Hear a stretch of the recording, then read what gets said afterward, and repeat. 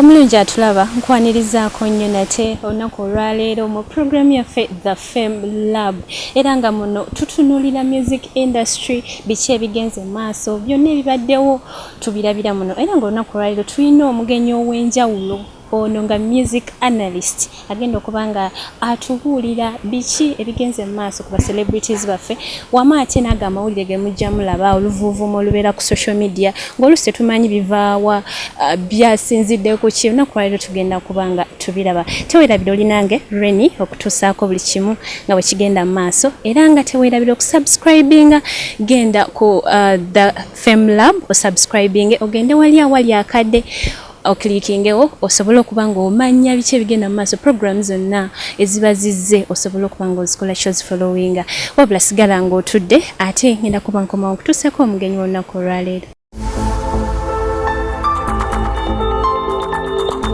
Nakusuubiza butereevu ndese music analyst agenda okuba nga atubuulira ku nsonga ez'enjawulo ezifudde mu music industry wabula nga se tunaba kweyongera ngenda musaba asooka beeyanjulireko abamulaba omulundi ogusooka musobola ate okuba nga mumutegeera bulungi sebo tusanyusa okulaba nange nsanisa obbasanga nsanyusa okubeerako nammwe omulundi ogusookedde ddala nsanyusa okukolako naawe omulundi ogusookedde ddala webale kunyirira amannya nze Yekolera the #1 music analyst in Uganda mbebaza okungobera emyaka 17 olwaleero nzize atembeeko kyengattako ku ntegeera yammwe mu entertainment industry. Well, abasinga muyinza okuba nga mubadde temumumanyi abasinga nga mumufollowinga yono kennyini olunaku lwaleero tumuleese era buli kimu waba badde abikolera eyo ku internet tugenda kuba tubimusuuya olunaku lwaleero abitunnyonnyole biki ebigenda mu maaso ennaku zino mu entertainment industry tulaba ebintu bingi nnyo ebiri ku social media ate olutalo luliko recently lwa Aziza Zion wamu ne Eddie Kenzo Dirisa mwita Dirisa tatamalo mbwati nebya semyekozo bibaddemu anyway omusajja oyo oba omwami oyo semyekozo nga bw'omuyise alina olutalo lugenda mu maaso wakati we n'Aziza Zion era ng'olutalo luno lututta akabanga ng'Aziza Zion agamba nti omwami ono tamwogerako kwegamba acontributinze kinene mu music industry oba ku career ye ya music naye tamwogerako kwegamba mu music industry omuntu aba contributinze olina kubanga omwogerako buli wano.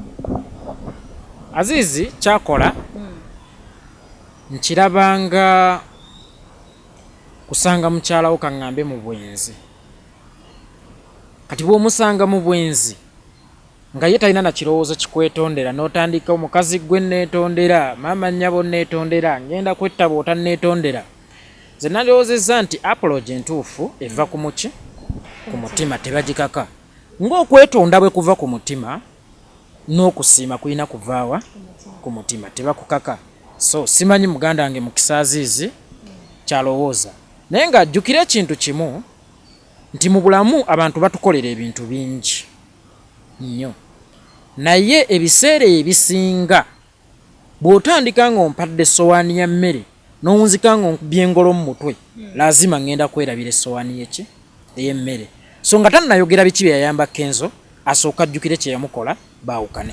Aziza Zion we tuba bakumwogerako tumwongeranga faded artist oba yawummulamu kuba ennaku zino music we takyamutambulira bulungi siyinza muvoola nnyo kyenkanidde awo naye nze kyemmanyi kiri kimu music alinga mwana oba bizinensi endala bizinensi leero eba bweti enkya oba neerinnya nnyo oba enkya neekola ki neddamukko wansi so Azizi muwe ekitiibwa sijja muyita legend omanyi akagamba ako bannayuganda mwakagyeguula buli avudde gyavudde mpozi bw'ali mala offeera muli kimuyita kati ate Kenzo woba omutaaminga nga gwe music analyst oyinza muyita otya legend oba naye tannatuukayo.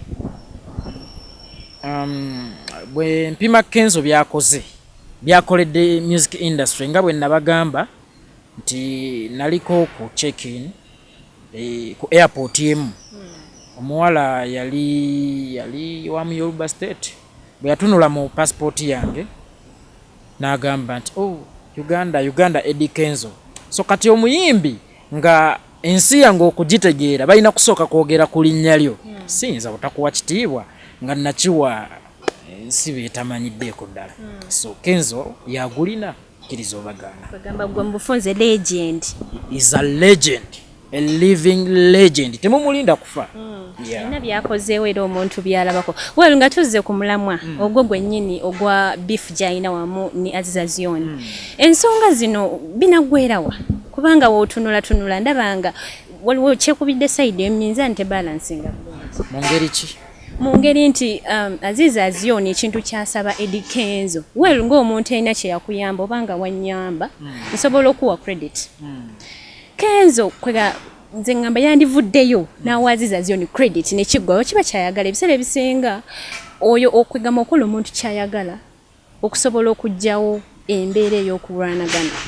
Nina ka interview akamu ke nabadde ndabaalaba ku internet. Maama omu ne bamugamba omwana musonyiwe n'agamba no okusonyiwa kuva ku mutima tebakukaka. Osejeera Aziz aleko omusajja amwe credit ng'agijje ku muki ku mutima. Bino Kenzo byayogera nti Aziza Zion yamugoba bituufu oba munywi wanjaga anywa omwenge bamubuuze ye Kenzo tagaana nti Azizi yakola ki yamugoba yamuyamba naye agamba yawunzika amukoze ki. That's why ntandise nkugamba nti enkomerero yeditamininga ekiddako si ntandikwa. oba akaana kamuyiseeko nnyo kwega success sijja namuyita kaana omwami ono amuyiseeko kwega success nga yesinga omukwasa obudde somehow bibaamu ebyo ne mu butale eyo gye bakolera oleeta akantu mu business ne kakuyitako. Naye Aziza ajjukira ekintu kimu nti naye be yasooka mu kibuga bonna si abasinga okuba obulungi ate naye abamu abamusookawo abasinga okukola ki. So ebiseera ebisinga Mukama yasalawo tazimbalo. Azizi mutima gufumitemu kayiso ukakkane. Ensonga eyo tetujja giremerako music analyst omuwulidde bulungi yensonga engeri gyagiraba. Ekirala bwe tugenda nga tusiima buli omu gye tuyise bane tusulawo okuva obuto abantu bajja bakola ki batuyamba n'okula ne yakuwa eppaapa alinga ova ku ssomero ne yakola ki. Nina omwana omu gwe nalabye yawadde akokulabirako ne kansanyusa nagamba singa ntandika okusoma mu P2 ntandikira kusoma ku primary M wabula nembaako akasobya akatono kenkolera mu P2 ne bangoba ku ssomero neŋŋa ne nkyusa essomero eddala nensoma paka P7 neŋŋenda nensoma paka S6 neŋŋenda e Makerere nenfuna degree ya first class. Ono eyangobanga nkyali mu P2 aba alina obuyinza okugamba nti saamwebazizza ku matikkira akonka balekedde. Wewa music analyst omuwulidde ezo ensonga ze naawe oyina your own opinion oba you're entitled to your own opinion osobola okubanga naawe okuba tooki mu nsonga eyo gwani gwolaba omutuufu Kenzo ye mutuufu oba Aziza Zion ye mutuufu ekyo tukikulekedde. Naye ng'ensonga nnyingi ezigenda mu maaso ensonga endala gye njagala tukooneko y'ensonga eya Bebe Cool. Ensonga ya Bebe Cool ekutte wansi ne waggulu ku internet all over internet ekutte wansi ne waggulu wabula ye naye agenda kuba atubuulira ate ensonga ya Bebe Cool agiraba atya. Big size Bebe Cool bawazuwena ensonga ekutte wansi ne waggulu era nga abifinga ne gravity omutujju wabula ate ebintu bino tuzze tubitunuulira. Ebintu bino byava dda nti abayimbi bano baali basatu era nga abayimbi bano tubimanyi okuva ku Dr. Jose Camilio, Bobby Wine. Ensonga eno yali ebakolera mu biseera biri wabula ate kati tulaba ate nti abayimbi abazze mu generation eno eriwo kati ate baagala nnyo okubifinga abayimbi bano eno abasooka. Tetumanyi oba anyway kikyakola olunaku lwali tugenda kuba tukuba tooki mu nsonga eyo abantu abavuddeyo ab'enjawulo ne babifinga. Tulabye ku bifu ya Bebe Cool ne King Saha abantu beerangira ebisongovu baayogera ebigambo byali bingi nnyo naye ate olunaku lwaliro topic gye twagala tusimbeko essira ye ya Bebe Cool wamu ne Gravity omutujju. A music analyst abantu bano eno ensonga y'okubiifinga tusooke twogere targetinge ku nsonga y'okubiifinga ekyakola mu music industry kuba twali tumanyi nti bwali nga bubadi bw'abayimbi nga bubakolera. Bebe Cool wayomba ne Bobby Wine kimukolera sheekwatayo kati ebintu ebyo bikyakola. Yensiga yasigibwa abasajja aba basatu nti industry ya music okubeera vibrant erina okubaako awalanaani bakuba ekyenjawulo olusi minzaani tezibalansinga. Kimanyi okwekubirako side olw'ensonga nti ow'emyaka 25 mu industry bwa beefinga n'ow'emyaka 3 oba olaba nga kikola ki kibulamu nti twali tumanyi nti bali basatu ng'era olaba zonna mpologoma kalwaliro Bebe Cool aba beefinga saha kale kikuwa oba nkiyite kyakulabirako nti Bebe Cool takula musically si mu myaka gye emyaka kasooka nkuba ekirime abaana bano oba bayimbi banneno tebalina kubanga barespectinga balinga abantu abakulu ekitiibwa tebakikaka ekitiibwa osooka kukyewa ne bakikuwa ate ekirala osobola okuba omunene oti ekitiibwa ne kikugaana ekitiibwa sometimes kyerondera ne gwe kigendako oyinza okuba omunene nga kyo kikugaanye obunene bwa muwawa ng'ekitiibwa kikoze eki kikugaanye Bebe Cool Moses Sali bw'omutunuulira ennyo yagaana okukula ngambye essa emyaka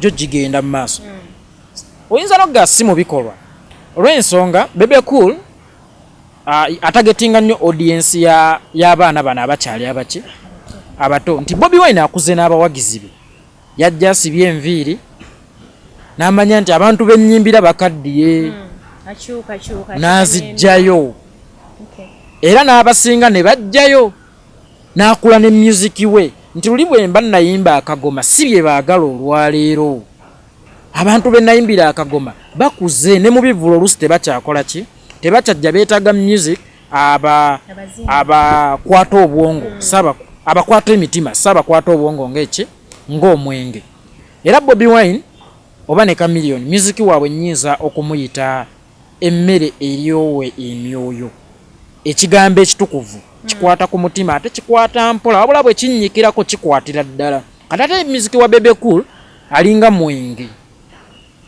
guli nyamangu ku mutwe naye atookeera ku macanga gukoze eki nga guweddeko kakati Bebe Cool ye abawagiza abakula baata ng'akomawo akima ab'omugijja omuki omuto that's why omusanga akuba katono biki tomunenya si musango atagetinga ki audience ye kubanga ate era ekisooka yejja mu bivulu tetukyatunda tape music omuliramu ku stage ki wokka kyova olaba bano abaana si lwakuba oluusi bamuwalana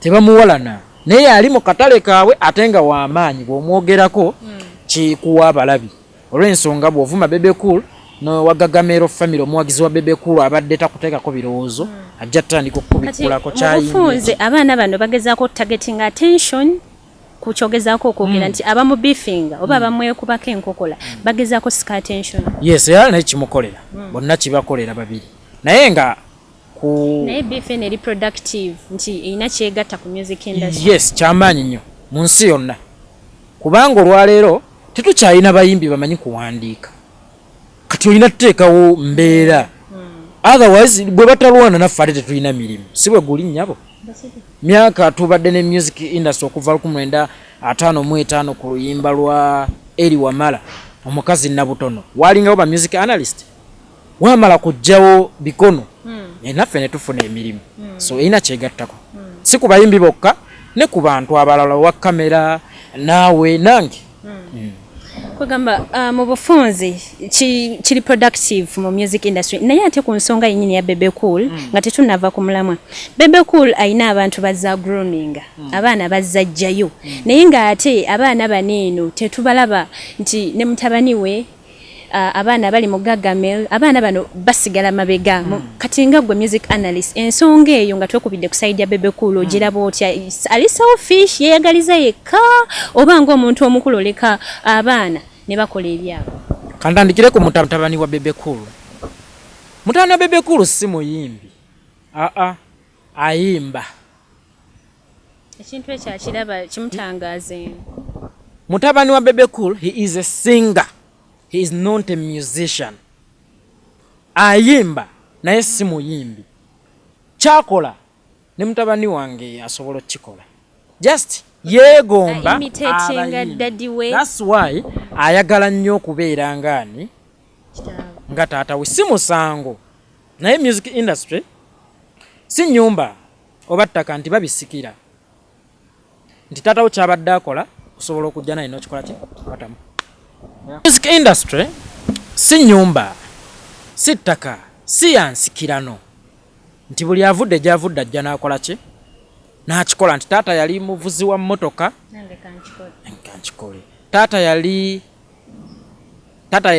akuba mujaguzo nange nsobola okukola bino ebintu byaki bya talenti ate n'ekirala waliwo amagezi ag'enjawulo Bebe Cool gakozesa ate omwana gatakola ki Bebe Cool takozesa ddoboozi lyokka okubeera Bebe Cool gwe tulabidde emyaka ameka ayinamu ekintu kye ekyenjawulo so mutabani we kyatasobola kukola ki ku masteringa sina muyimbi just yeegomba abayimbi bano abaana abalala boogambye baatafaako oba osanga ye mu pulaani ze teyabaguluminga kubeera bayimbi nga yabaguluminga kubeera ba backup artist be yes n'ekirala oyinza obutamunenya nnyo nti waliwo omuyimbi omu gwe yawa platform kakati mu kaseera k'okutuuka akungulemu omuyimbi n'akola ki n'adduka nga tamukozeemu yadde olw'ataano so oluusi tomunenya because n'oyo omuyimbi gwe yayamba mumutegedde kyala dokita n'oyo omuyimbi gwe yayamba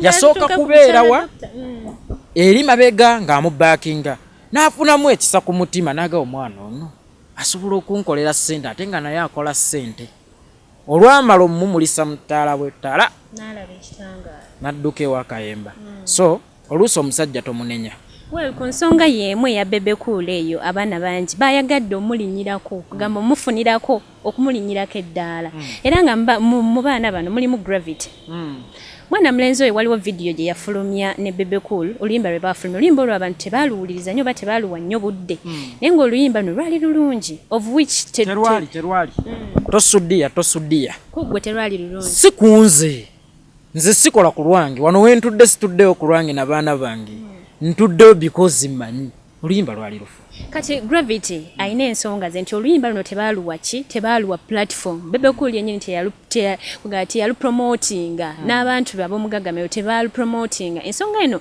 yeekubidde sayidi ya Bebe Cool oba ne Gravity ayina ensobi ku nsonga eyo Bebe Cool nsobola omuyita oba muyite musajja kikaaki akwana omukazi omulema bw'amukwana n'amuzaalira akaana akalema n'akasuulawo sina kindi n'ayagala akakole ki akattire ddala mune Bebe Cool omubi azaala mubi omweru azaala mweru omulema kale namagoya azaala ki namagoya so bw'okola ne Gravity omutujja oluyimba mbu wali osuubira mu luyimba ki combination eyo tekola ku ggwe teriyo baali bakola katogo mu kaali awo tekuli mulamwa era yaligenze by the way n'akwataho oluyimba video olw'ensonga nti yamanya ng'awa omusajja kolabo yamanya ng'afunyisa omukazi omulemu waba oditamininga Gravity mu bufunze waba otaminga Gravity omutujju kuggwe Gravity omutujju agwa mu kiti ki ayina okukola oluyimba ne Bebe Cool oba Bebe Cool munene nnyo talina kukola luyimba na Gravity oba amaloboozi gennyini tegamaki sijagenda ku kyabunene Gravity sisobola munyoomola kuba ye rapa asobodde okubaawo emyaka 8 ekyalema banna abalala so siyinza munyoomola naye ng'ate bwe tuyingira deep music talinawo well kati nga tuzze kweyo ensonga yennyini eya Gravity ne Bebe Cool vidiyo tetwagirabako oluyimba lwagaana ssente ne zisala gwe nga ggwe okyogerako ki nja kunenya Bebe Cool nkola ye aweweeta omukazi n'amuddukako mu loogi kanterezemu anaabisa abayala engalo n'atabawa mmere Gravity omutujju yali asuubidde kingi nti bwe nkola n'omusajja ono n'ensikako eri ku bawagizi be biki kati ate bambi n'okireka oba omukoze buki ate basajja abo babiri bonna babadde n'enkola eyo kaabe Kamiiri bw'akuwa kolabo naddala Kamiiri oyo ayimba gafula teyeefiirayo gwamanya najja n'adibaga oluyimba naye ate ng'ezizze bw'olaba akola assaayo nnyo muki omwoyo Bebe Cool ekimu kubawalula ne Tough B yali mugagame ebbanga ddene era ndowooza Bebe Cool ye yamuteeka ne ku station kwakola ki kwakola naye ne bakola oluyimba baluyita budget oba olumanyi kati Bebe Cool bwe yawuliramu ku luyimba n'amanya nti lugenda kukola n'amumma video. So ebadde enkola yeeyo eyo kankiyite na kukakkanya banne.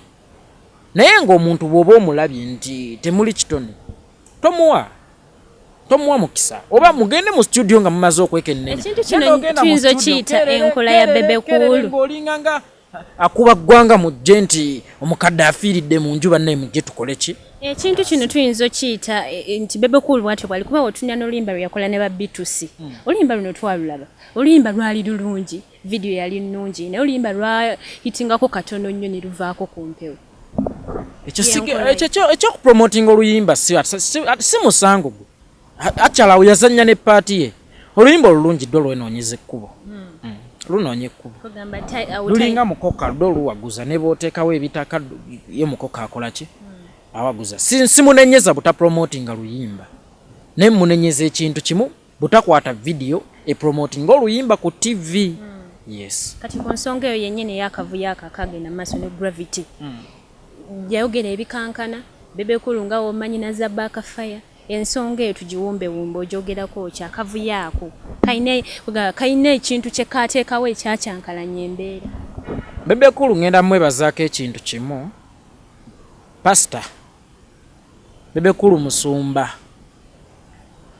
Ate atalabika mu nsi. Bebe Cool asobola okuzuukiza emirambo. Yes. Ne King Saha yali mulambo nga gufudde guwedde. Olwaleero waali musobola otula ne mumudiscussingako mu mawulire mwali ku social media kwali. So nkimwebaliza mweyo talent ye ey'okuzuukusa emirambo sebo oli musumba. Ku bayimbi bano abanene kuba beef ze tuliko kati ssaawa zino ani ali outstanding nti ono ye mukoledde tukikkirize tukigaanye newankubadde alina talent ono ye mukoledde. Bebe teyalina muziki ye eva ayitiddewo mu buvuyovuyo nti yalina muziki. Chameleon yali teyeetaaga kubiifinga muntu yenna okuba Kamili ye yali asobola. Even Bobby Wine weewaawo Bobby Wine ojja kugamba nti teyalina nnyo kitone kiyimba yalina ekitone ekiyiiya. Actually Bobby Wine nso muteeka mu kategori y'abasudde. Chameleon ne muteeka mu kategori y'akafeero. Yes. Aba ndowooza mukitegedde kyengezaako kutegeeza nti basudde yawandiikanga nnyo ng'akozesa obwongo ate nga kafeero afulumya bulungi. Yeah, that is Chameleon. Ogamba mu bufunze music wa Bebe Cool kavuyo ebbanga lyonna kulinnya ku mmeeza n'omusuubira okwetonda n'enja najja emmeeza zenninnyako nga muyomba mumbulire ebyammwe byali bitya okyegeera ng'ate muki mukambwe nnyo. Kati ye Bebe Cool mu kavuyo tafaayo omwogeddeko ki ekikulu omwogeddeko.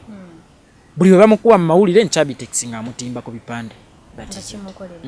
Nga tuwumbawumba ensonga ezo zonna ez'abayimbi. Oli mulabi mulungi era ng'okyalaba The Fame Lab era nga teweerabira okusubscribinga okulikinga wamu n'okucommentinga. Genda wali eri oklikinge ka bell osobole okuba ng'otufollowinga biki bye tuba tuleese bye tuba tubafumbidde. Tukyali ku nsonga y'emu ey'abayimbi ba artists baffe ba celebrities baffe. Tomanyi ayinza okuba nga gw'osinga okwagala gwe tukonyeko olunaku lwaleero era nga mu ntandikwa twogedde ku nsonga eya Eddie Kenzo wamu ne Aziza Zion. Kwegamba bw'otunuulira obulungi nga music analyst bw'azze atunyonnyola ensonga y'abayimbi okwebiifinga evudde dda ate nga ebakoledde. Wabula ate bwe tukubamu tooki mu nsonga zino zennyini ez'okwebiifinga otunuulira nti waliwo omuyimbi yali yazikira sigenda muyita faded artist mba muzalayi naye waliwo omuyimbi abadde yabula ku music scene njogera ku Clever J era nga omuyimbi ono mulabye scandals ezibaddewo ku social media nti yagendako w'abamayanja the Mayanja family n'agezaako okwetonda ebyaliwo mwabiraba. Wabula ate waliwo eyali yamuleeta bwe bayita SB4 bwe yamuleeta nga amutadde mu limelight azzeemu okumuzuukusa ate n'amuyita emabega oba bakiyita backstabbing. Bw'amuyita emabega ensonga zino zaali mpanvu nnyo. Kati omuyimbi we ng'abantu abalala bonna we bavaayo n'agamba nti ndeese omuyimbi wange yamuggyeeyo. Bw'amuggyeyo ate ye n'alaba nga eno tekifunamu. Kwegamba nze mu ndabe yange nga ndaba nti yalabye tekifunamu ate n'amuyita emabega n'afuna omulala ate yamuleese. Well, music analyst agenda kuba naye atutangaaza ku nsonga eno ye agiraba atya mu ndowooza ye. Awo wennyini we njagala tutandikire. Nga sinagenda wala kansooke mbuuza ekibuuzo. Singa bandeeta mu ddwaliro lyo nga ndi mu kkoma nonzijanjaba nenzira engulu kyatteeka nti nina fumbirwa ggwe oba nina kuwasa ggwe. Ogamba gwe ekyabayimbi okweyita emabega kikusanyusa? No, tekinsanyusa. SB4 yakola mulimu gwe nga munnamawulire. Munnamawulire gw'alina okukola so si nga manager. Aleme kuteekawo mbeera nti bannange nankuba ekikono n'afuna bamanager abalala. SB4 oli manager. Asoli oli munnamawulire toli manager. Wakola mulimu gwo. That's why ntandise nkubuuza. Abantu bano baali basayininga contract. Why n'okumpasa? Baali basayininga contract nti ngenda kuyamba bwente. Nedda. Ye bannaye kyagamba ye mu mulimu gwo gw'obunnamawulire tafuna. Era story eyo teyina kyeyagatta ku nsawo ye. Abantu abamu baleme kuteekawo mbeera nti abantu babi. Muleme kuteekawo mbeera mmwe bantu mmwe bannayuganda nti abantu babi okuba mwagala obbakyayisa. Wakola omulimu gwo ogukyalira omuyimbi nawe nga tomanyi kigenda kuvaamu. Mukama n'aba w'amaanyi n'akuyisizaamu omukisa ogusitula oli. Ekirala muyige nti ebiseera ebisinga Mukama kye yantegekera oluusi aba akiyisizza mu ggwe nga ggwe oyanguyirizaako bwanguyiriza kuggusa nteekateeka za Mukama ne si ggwe aba akikoze eki aba akikoze just oba oyanguyirizaako ani Mukama. So SB4 bw'aba akuba kerereze nsimanyi omulenzi nze yamuzza engulu ate bannange yalonze bamanager balala byalimu gwe mukumujjako interview omuwammeka ekintu kino ku ngeri Kireva Jeje yabadde yakadda yamukolera ssente mmeka ye yamuwammeka. Ekintu kino ku ngeri Kireva Jeje yabadde yakadda mu limelight tekigenda musi kwegamba atandikidde mu mivuyo tekigenda mukosa. Ku basiru si kufa abali emitwe gy'engege. Ku basiru si kufa abategeera because mmanyi nti buli omu alina okumanya waakoma. Buli omu alina ono munnamawulire story yamukolera era yagifunamu. Ate n'omuyimbi yalina omumukolera kwegamba yono yali agenza akamule ekisiru kye abenga asogola omubisi